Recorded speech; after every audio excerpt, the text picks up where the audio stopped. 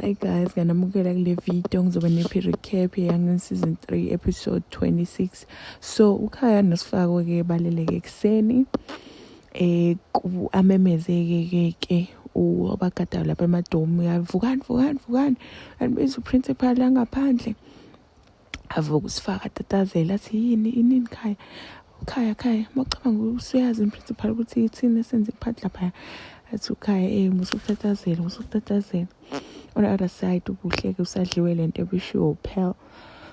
lapho nje kakhuluma uyavuka futhi busy avuka yakhuluma ukhompela ngendaba principal akekho lapha amemeza umentrol ke nabo ke bavuse sivukana baphuma phandle babezwe mebefika phandle umameli principal batshela ukuthi nje yabona ke la izinto ziyoshintsha umthetho ngiyawuqinisa futhi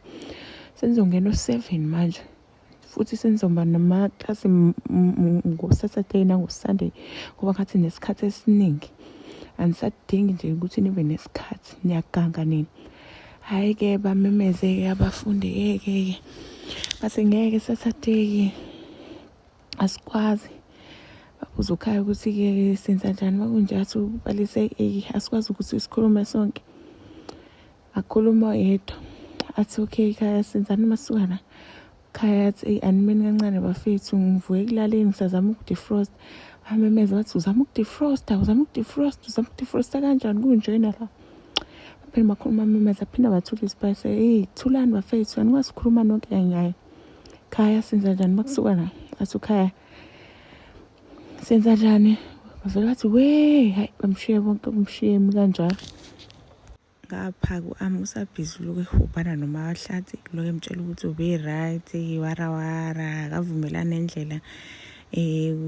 principal enza ngayo izinto kodwa uyabona ukuthi uzama ukubalungisa amtshele kumahlathi ukuthi lo principal yena uzama ukulungisa isikole kodwa bona ababhizi balandelana noKhaya bengaqhubeka balandela uKhaya uzama ukufisa inhloso zabo ngabo so nje akavuka emaqandeni uhlakaniphe futhi muhle kabi uthi angenza lento le ayenzayo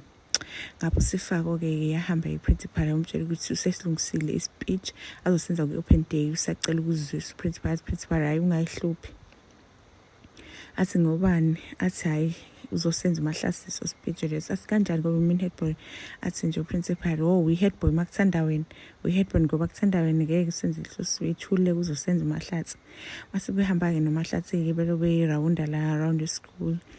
amtshele ukuthi ke mela prepare speech kuyena uzosenza lapha ku-open day ajabula fake umahlathi ke ukuthi uzokwenza ispeech athi mina athi yami akekho omunye kufanele ukwenza speech ngaphandle kwakho nobuselethu ngapha ke ubuhlayithele kuParrot futhi athi uphela usucabangela lento ebengikhuluma ngayo athi ubuhle yiphinto athi hawo buhle ngalento yakho leyo ukuthi wena ulandela iCrowd yonke le umoya lo angala nawe uyangakhona nanokuthi uhamba namablesser abantu bebeyimali awuseyina nje lo buhlo osimaziyo ubuhlo imeli usuya nje usulandela abantu bakudonsela ngala nawe uyangakhona amshiye sale cabanga kanjalo kubuhle ngapha ke eklasini ke bahleli bayabhala ke manje ke ba serious bonke kulo uKhaya xaye ukuthi wonke umuntu waye serious manje abezobuhle athi waye serious ubuhle athi aqhubeke ubuhle nokubhala athi uyaphendula umemeza Sifako athi naye athi uthutha agoqa iphepha shaw mazambane namphenduka athi bonke bamthulisa avela amemeza uMsingaphezulu ayi ekhaya awuqhubeke nomsebenzi wakho wena lapho avela dubu umlabalaba uKhaya madoda lapho abanye abafundi babhizi ba-serious bayabhala utshela umahlathi ukuthi nje ufise ngathi izinto zingabuyela ekuqaleni izinto zazi-right athi umahlathi iziphi izinto ezasi-right ngesikhathi kusaphethe uMthembu athi hayi akasho lokho usho nje before ifire futhi ngathi zingaphindela kuleso simo leso athi umahlathi ayike akusiza ukudwela kwi-past bele kumuviwe forward manje kuba yena lento ayenzayo la esikoleni uzama ukuba protectable uzama ukwenza izinto zibe right ibona kumele nje into ekumele bayenze ukulandela ama-rules a-principal bese akhuluma kanjalo uqhamuka useletha ahlale phansi kwabo athi hey Mahlathi Mele sihambe siyoqhubeka nelona ispeech sethu kunini ngibheka asimahlathi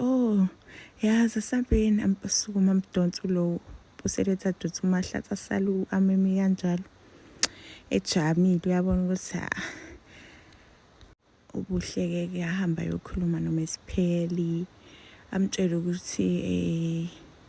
yena usekhathele lento sifuna ukuba ubuhle kunene yena lobuhle kunene amaziyo akafuni nje ukugcina emdala ephele efane uma wakhe nje ayikho impilo yakhe ngaphandle kababa wakhe ubuyena bodwa ifana nobaba wakhe so nje akafuni ukugcina seyithola esefana naye adiphelele endodeni ufuna nje yena ukuyithola abe nje ubuhle kunene nomeli athi upheli abuthulisa upheli bandla mnikeza ithisha singiyakuza futhi sengiyajabula ukuthi usubuyile kuma senses akho yabona ke manje ke kumele focus ezifundweni zakho ngoba futhi wena uhlakaniphile awuhlakaniphile nje kuphela umuhle futhi apha-ke uPuseletho noMahlatsi babhizi bahlanganisa ispeech uPuseletho athi ucela ukum-edela samkhosi ngasekuqaleni athi uMahlatsi yini waze laphi lezi zinto kanje athi ubaba wami politician athi hayi akusiyo nje into enkulu big deal lama positions amancane athi hawu baba koma yi-politician indaba ungekho kulezi zinto lezi zokhaya lezi indaba ungaba-defend athi hayi mina nje ngiyimina ngilandela ingqondo yami nenhliziyo yami angilandeli izinto ey'shiwo abanye abantu umbolo uMahlatsi uyachazeka manje into eshiwo Puseletho apha-ke i-3 yayibhizi yahlanganisa iqhinga-ke lokuwisa ama-rules principal-ke ukhaya-ke abatshela ukuthi-ke usiyabona ukuthi abantu abaningi sebeyangena-ke manje u-principal useyangena ekhandeni labo sebeqala ukumlalela so mabenza lento leyo udinga wonke umuntu abe 100% sure ukuthi bayenza bathi uMthembu ambuza ukuthi before nje kube 100% sure lithini iplan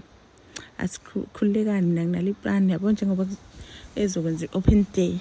mina nginale iplan elisolid so nje kumele nina nibe 100% in kulento le soyenza la hayi ke bavuma ukuthi bona wazamba ukuthi hayi ba ini-ke kule plan le. So yeah, that end of the episode, guys. See you on the next one. Bye.